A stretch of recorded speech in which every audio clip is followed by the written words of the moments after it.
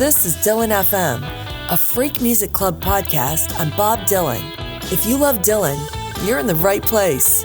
This season, we're going deep on Time Out of Mind to celebrate its 25th anniversary. Here's your host, Craig Daniel.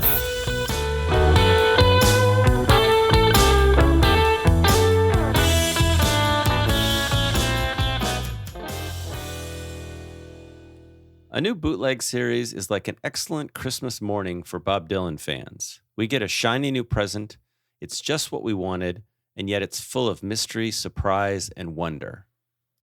This year, Christmas came in late January with the Fragments box set from the Time Out of Mind sessions. And our guest today, like our guest last week, was one of Santa's little elves who worked to make this wonderful gift possible for all of us.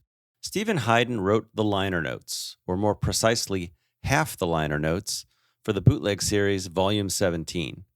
Historian Douglas Brinkley wrote the context piece, sharing facts and observations about the making of the record and the songs it contains. And Hyden wrote the impact piece, sharing his thoughts on what the record meant to the world, to Dylan, and to himself. Stephen Hyden is a highly respected music writer who recently published a book called The Long Road on Pearl Jam, and is the author of two music books that make a lot of favorites lists, Your Favorite Band is Killing Me and Twilight of the Gods. He writes regularly at Uprocks, where he's officially the cultural critic, and he has a new Bob Dylan podcast focusing on live shows from the Never-Ending Tour called Never-Ending Stories. Links to his books, articles, and the podcast are in the show notes. You'll definitely want to check them out. But outside of his professional credentials, Stephen Hyden is a Bob Dylan fanatic. He writes about and tells us today how he came of age and got deeply into Dylan right around the time of Time Out of Mind. And that's one of the reasons he was asked to contribute these liner notes. His essay, which hopefully you've read, and if you don't have the CD or the vinyl box, then maybe ask around and someone can help you with the PDF file. It talks about how Dylan was positioned and perceived in the media around 1997. And how that narrative didn't exactly align with reality, and how 25 years has utterly destroyed the popular assumptions of the time. In this conversation, we talk about how Stephen got the gig, what he was asked to do, and his thoughts on summing up 60 years of Bob Dylan. We talk about what it meant at the time for a 55-year-old to make this album, and the role Daniel Lanois played, plus what the new mix and the outtakes say about the album. And we get his thoughts on the live tracks that are included, the future of the Bootleg Series, and more. If you're hearing this, you're on the public feed of our podcast. Premium members get an extended version of our shows, and in the case of this show, that's about 40 minutes of extra conversation, as well as the option to watch the video of the interview, which I would recommend. Check the show notes for details about getting the premium feed. You'll get access to over 20 interviews about Time Out of Mind, and the videos if you want to watch those. And as a member, you'll be able to listen to those longer episodes right in your current favorite podcast player. We have no advertising, so it's your support that makes this possible. And now, if you don't want to join, but do want to help, there's a tip link in the show notes. You can toss us $1 or $3 or whatever works for you. And now, here's our discussion with Stephen Hyden about his liner notes for the new Fragments Bob Dylan Bootleg Series. Steve Hyden, thanks. Welcome to Dylan FM, and thanks for coming to talk about Fragments, the Bootleg Series, and your great liner notes. Well, thanks for having me. So, how'd you get the gig? I mean, Bob called you up and asked if you had a little time? No, fortunately, Bob didn't reach out.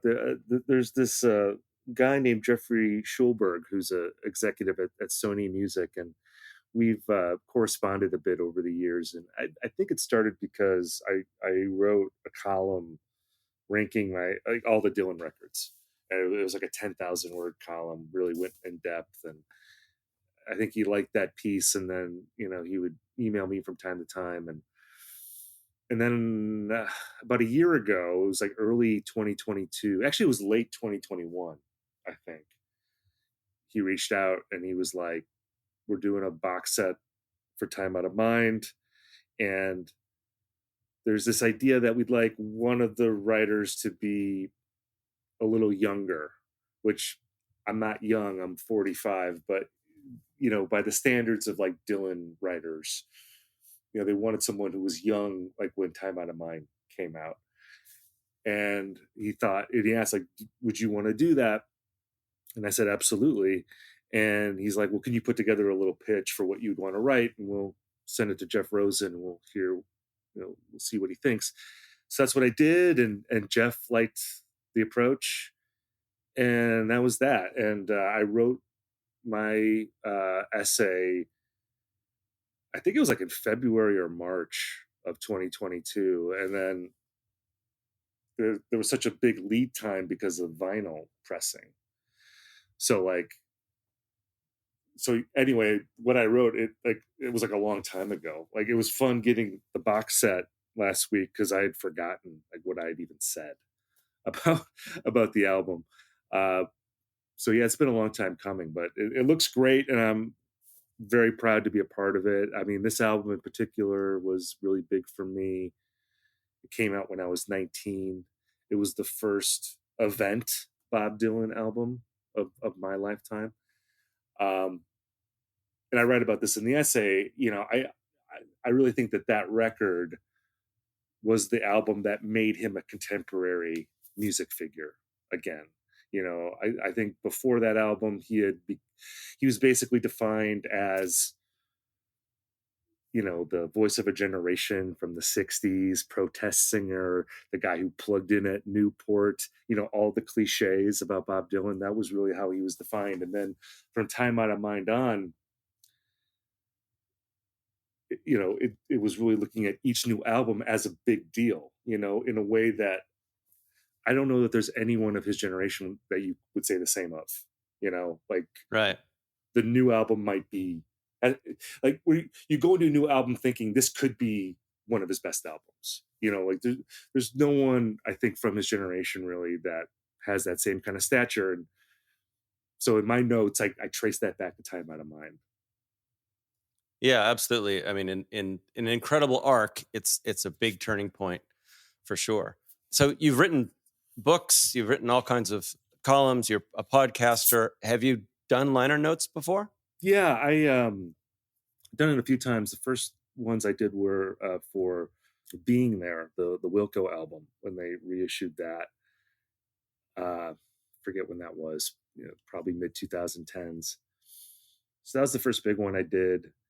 I wrote liners for Jerry Garcia Band, like the live record when that was reissued on vinyl. I did liner notes for a Thin Lizzy record, Jailbreak. But this is the biggest one for sure. And again, I mean, to have my name inside of a Bob Dylan record, that's like one of the proudest things of my career. Yeah, it's definitely a big deal. Even though I know most people are just going to stream this album, or if they buy the set, they may not even read the liner notes, but I know they're in there. So it makes me happy. I was going to ask you how you thought about the function of liner notes. I'm a traditionalist, so I love liner notes. And especially for something like this, the Bootleg series has such a great tradition. And even if you want to include Biograph in there too, which isn't a Bootleg series release, but it was the first big Bob Dylan box set, and like Cameron Crowe, interviewing Bob, and there's like a lot of cool things in those liner notes too. So yeah, I mean, I think for someone like Dylan specifically, it's like, I made a joke about this a second ago that most people are just going to stream the record, but I do know that with someone like Bob Dylan, there actually probably will be more people reading the liner notes than there would be for an average release, just because Bob fans are so obsessive and they're going to seek things out. And I try not to think about that too much because you don't want to psych yourself out too much, like knowing that every expert who posts on Expecting Rain is going to be reading this and judging me based on their own extensive knowledge of Bob Dylan. I don't know. I really just try to take more of a personal approach with what I wrote. And I think that was something that they were looking for too. Because, for those who haven't gotten the box set yet, there's also an essay by Douglas Brinkley, who is a well-known historian. And he does more of the sort of blow by blow talking about each song and like how there's like lyrical differences on different takes on the record. Whereas mine is more of like I was 19 in 1997 when this came out, and this was a record that meant maybe something different to people who were young versus people who had grown up with Bob Dylan. And I feel like that's a pretty common experience. Like I know I'm not alone in having experienced the record that way, and I've heard from people who have said as much to me. So hopefully that'll be a valuable bit of uh, commentary that people appreciate with this record. Yeah, well, one thing your notes made me think about was that, which comes up, but I hadn't really drilled on it so much, was this idea of when each of us comes into the Bob Dylan story. Given that it's 60 years long, and some people were there from the beginning, but others weren't. And you describe your process of at 19 coming around, being familiar with him, not so deep, all of a sudden going deep. Then Time Out of Mind comes out, but people have to rearrange that history themselves and make sense of it. And Yeah. it takes a long time. I've told the story before. I started a bit earlier than you, but I wasn't hardcore. And then by the time 95 came along, I saw a bunch of shows, but I knew I didn't have the timeline right. I didn't know the names of the songs yet. I didn't know, this is the 60s and that's 70s and that's 80s. It just takes a while to draw the map. But how that affects your relationship with Bob is what I really never thought about. And you sort of brought that up in an interesting way. Yeah, I mean, I think there is something to be said about experiencing a artist's work as it's coming out in a linear chronological fashion, and just how that influences how you hear the new work. And in 1997, the history of Dylan's career, the narrative of Dylan's career was written by people who had come up with him. And when you have that perspective, inevitably the early work is going to shine brighter than stuff that comes later, because where that person was in their life when they heard those records, like, they were different too. They were experiencing the world, and things were fresher for them as well. So like, yeah, if you were 18 when Blonde on Blonde came out, I mean, that sort of correlation there, that's of course going to shape how you hear that record. And it's not going to be the same feeling when you hear Infidels in your mid 30s. And what's different for someone who comes to this work later, and this was true for me in 97, because like, as you said, when I was a younger teenager, I was certainly aware of Bob Dylan, but I couldn't make heads or tails of his songs. I mean, they were really long. There were a ton of words. The voice was weird. Yeah, it's like, I know this is important, but I don't really get it. Like, I'm not connecting with it. And then around the age of 18, 19, there was like a lightning bolt hit me, and everything just clicked into place. And not only did I understand it, but it was the only thing that I wanted to listen to. Like, I was obsessed with Bob Dylan. And anytime I got a paycheck from, the part-time job I was working, I would just go to the record store and I would buy 3 or 4 CDs, and I was buying records from all the different eras. So I wasn't listening to it chronologically. It'd be like, well, here's Desire, and here's Saved, and here's another side of Bob Dylan. And you're listening to all these different eras at the same time. And that old narrative about Bob Dylan that was written by sort of the original fans, it starts to break down a little bit. And not to say that one approach is better than the other, but when I talk to younger Bob Dylan fans, they dig the records that when I was growing up, people said were garbage. Like when I was first reading about Bob Dylan, it'd be like, don't even bother listening to Street Legal, because that album is terrible. Right. Don't even bother with the Christian era, because that stuff is awful. And now it's like, obviously the 60s stuff is great, but you go to Street Legal at some point in your life and you're like, what? This album is great. Changing of the Guards, and Journey Through Dark Heat, like all, there's so many great songs here. Like, whoa, like, who in the world would say this record's bad? There's so many instances of that, I feel like, with Dylan. And then you get to the point where you're so obsessed with him that even the records you don't really like are still really interesting, because it's like, well, what was he thinking when he made Down in the Groove? Like, what in the world was going through his mind? I'm going to listen to this record 100 times so I could figure it out, because in a way that's more interesting than listening to the albums that everyone already knows are great. Like, I want to get to the bottom of this record that maybe is misunderstood. At the same time, you find out that while he's making Down in the Groove, he's on the road with Petty, or he's doing these other things that completely belie, this narrative. Right. Because exactly. There's way more than one thing going on. You had a line in there about Time Out of Mind where you say that passage of time has utterly confounded, that story at the time. And I think that happens a lot with Bob, right? I mean, everything you just said about, Street Legal's no good or the Christian Period's no good is sort of this compacting way to tell a story.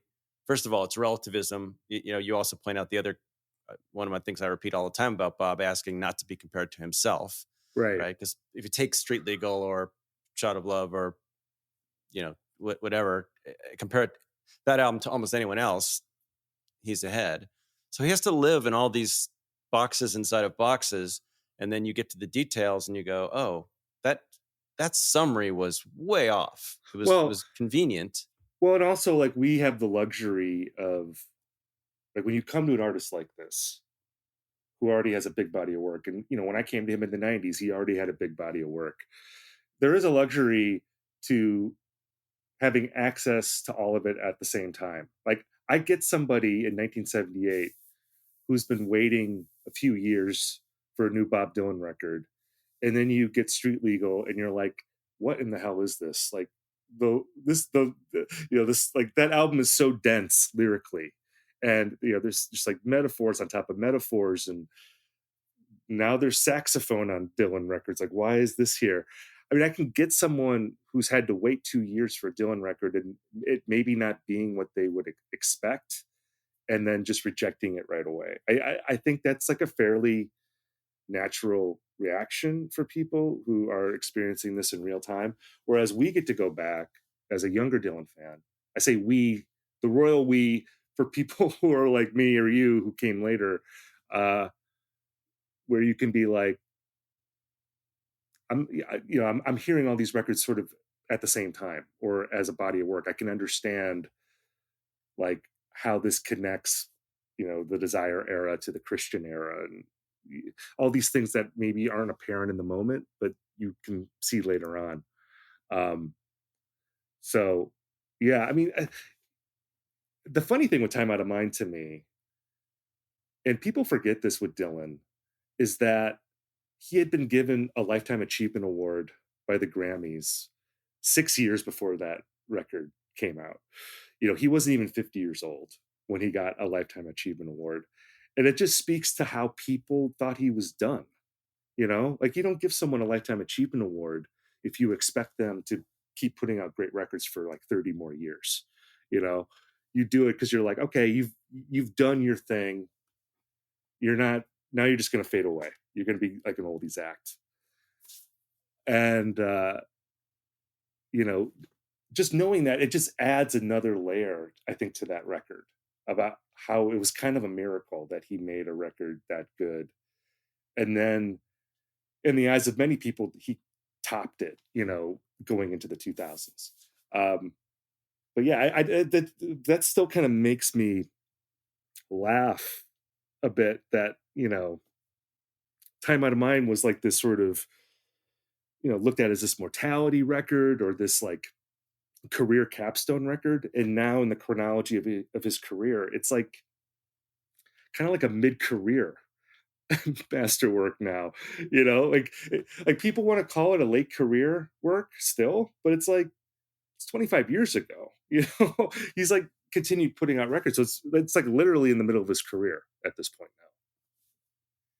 Yeah, I actually wanted to talk about this. You start with this idea of the mortality record and you end with it. The narratives that seemed true at the time and what we've learned, and even what Fragments reveals, right? The songs, are presented in ways that aren't slow and gloomy and morose.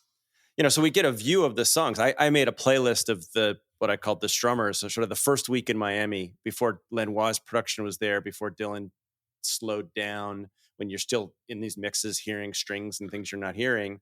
And I don't think the narrative we got would have came. I don't know, that should have been released, but if it would have, it wasn't baked in the songs. I mean, the lyrics are the lyrics. Anyway, let's just talk about that, what the narrative was, and how you think either time or this release, shifts it. Well, certainly the mood of the record is very melancholy, and there's something that Lanois heard in those songs that caused him to really layer on the atmospherics with this record. Which, by the way, I just want to say I love the original production. I'm a Daniel Lanois fan. Absolutely, yeah. I really love what he brought to the record. The thing with Bob is that, obviously the Jack Frost era begins after this, but like even before, like back in the 60s and 70s, it seems like he was basically his own producer. Like someone like Bob Johnston, for instance, my sense from like what I've read is that he was basically a guy to press record. Like he wasn't going to tell Bob what to do.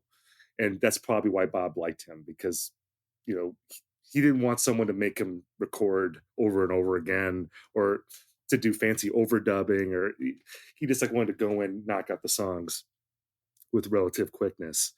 And Time Out of Mind, even more than Oh Mercy, I think is like the one record where Lanois, he isn't the co-star of that album, but he is a major presence on that record, more than any other producer, like by far in Dylan's career. And I'm sure that just that alone probably irritated Bob. Again, I'm totally speculating here, but my sense is that to have someone else making such an impact on the music that's not him, and Lanois getting a lot of credit for that too in the moment. But my sense is that maybe irked him, and that's how you end up with this remix. I love the remix too. I love having this version, and you can contrast and compare. It's just like another thing to dive into with Dylan. Um, but getting back to the mortality thing, I think the other thing, which again is maybe people forget now, but in 1997, like 56 was pretty old for a rock star. Like that original, you have the 50s rockers, obviously, who are a little bit older, but you didn't have 80-year-old rock stars really in 1997. So like I remember I saw the Rolling Stones for the first time a few years before that, on the Voodoo Lounge tour. And my assumption at the time was that I have to see the Stones now because there's no way they're going to tour after this. These guys are like in their 50s. Like there's no way these guys can tour. And here we are 30 years later. And someone like the Stones, as other people have pointed out, if they were making albums, they weren't acting their age. Right, exactly. Yeah, like Mick Jagger, and God love him for this, but like his whole thing is like, I can move as well as I did in 1969. And yeah, my face is more wrinkled, but I still have this like weird alien body that can like twist and run around stages, and I don't know how much cardio and yoga that guy does to stay in shape, but it's pretty incredible. But yeah, like Dylan, has never done that. Yeah, I mean, he's obviously in good shape. I don't mean that. I just mean, he sounded like an old guy. And yeah, he found a way to, to embrace it. And then the other thing, and you obviously point this out, is that, we had the cardiac issue right before, which gave the press. I mean, I've also heard people say that coincidentally, it set Bob up for the press to, have a reason to shine him and put him up there, because he gave them what they want, which is a super dramatic story, even if it was accidental, coincidental, but it framed this in a way that, maybe got him more coverage, more front pages, more things, with even as good as this album was, that he would have got if that hadn't happened. Yeah, I mean, don't underestimate the power of a good narrative hook. I mean, I'm someone who works in music writing, And I can say that, music journalists and critics, we're all lazy people. We like it when you just give us the angle that we need to write about a record. And Bob's health problems, it was an obvious hook. This guy almost died, and now he's here with this spooky record where he's saying it's not dark yet, but it's getting there. And he's trying to get to heaven before they close the door and all this stuff. It just becomes an irresistible hook for people. But I do think it is mostly about the music. Like if this was a mediocre record, that would have been a cute way to get in the door, but we still wouldn't be talking about it now. And again, I think that part of the power of the record was that Bob was not making a record that sounded like he was just trying to do what he did in the 60s, which is I think what a lot of older musicians do when they have their comeback record. They make the record where they're like, well, That's all we have time for on this episode, but our discussion continues for another 40 minutes. See the show notes for a link you can use to upgrade and immediately get both the longer version and access to the video. Here's a sample of some of the extended conversation. I love the production, but I know a lot of people don't. And I understand why they don't, because he's way more heavy-handed than any other producer. Again, like I was already a Dylan fan when Time Out of Mind came out, but what Time Out of Mind did for me was say, oh, I have to care about the new records now too. And it's kind of funny because after Time Out of Mind, I feel like Bob took that away from Neil Young. Rosen was like, just write whatever you want. The fact that he would have been inspired by the death of Jerry Garcia, like that's not something I remember hearing about. It's almost like there's no individual part. It's almost just like one big ball of sound. And on the new mix, you can break it down easy. I made a personal appeal to do a Neverending Tour box set. And I don't think that's going to happen anytime soon. Like a song like Standing in the Doorway. I love the new mix version, but it doesn't have the same mystery that the Time Out of Mind cut does. Dylan records that during a time in my life, maybe I thought, oh, this album's not any good. And then like 10 years later, I listened to it again and I'm like, it's amazing. Don't forget to subscribe and rate this podcast. It really helps. For bonus episodes and more, become a member at freakmusic.club/join. And you can follow us on Twitter or Instagram at FMC_Dylan. Thanks for listening.